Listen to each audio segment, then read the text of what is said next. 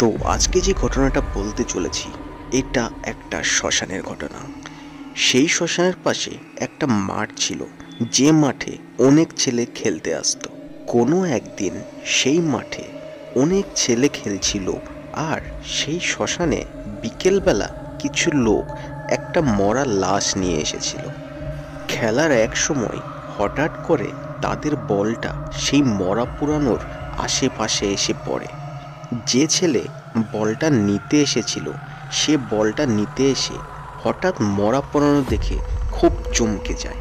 সে দেখে সেই মৃত ব্যক্তির অর্ধেক দেহ চিতার ভিতর জ্বলছে, আর বাকি অর্ধেক চিতার বাইরে, আর পুরো দেহটা উল্টো হয়ে পড়ছে।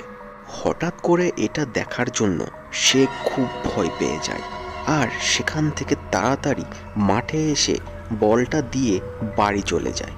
সেই রাতে সে কাউকে কিছু না বলে খেয়ে ঘুমোতে চলে যায়, কিন্তু তার মাথার ভিতর বারবার সেই মরা পুরানো দৃশ্য ভেসে আসছিল। এই ঘটনার কথা অনেকক্ষণ ভাবতে ভাবতে এক সময় সে ঘুমিয়ে পড়ে, কিন্তু কোনো এক অজানা কারণে মাঝরাতে হঠাৎ তার ঘুম ভেঙে যায়, আর সে বুঝতে পারে তার ঘরের বাইরে থেকে কিছু একটা পোড়া গন্ধ ঘরের ভিতর আসছে। বাইরে ঠিক কী হচ্ছে সেটা বোঝার জন্য সে তার ঘরের জানালাটা খুলে দেয়, আর তারপর সে যা দেখে তাতে সে প্রচণ্ড ভয় পেয়ে যায়। সে দেখে তার জানালা থেকে কিছু দূরে একটা চিতা জ্বলছে, আর ঠিক সেই একইভাবে কোনো একজনের দেহ অর্ধেক চিতার ভিতর জ্বলছে, আর বাকি অর্ধেকটা চিতার বাইরে, যেমনটা দেখেছিল সেই বিকেলবেলা।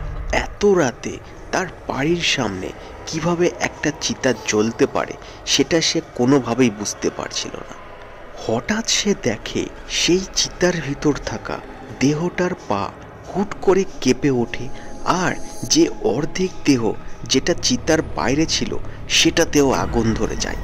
চোখের সামনে এটা দেখে সে খুব জোরে চিৎকার করে জ্ঞান হারিয়ে ফেলে। জ্ঞান হওয়ার পর সে দেখে তার আশেপাশে বাড়ির সব লোকজন দাঁড়িয়ে আছে। কিছুটা সুস্থ হওয়ার পর সে তাদের পুরো ঘটনাটা খুলে বলে।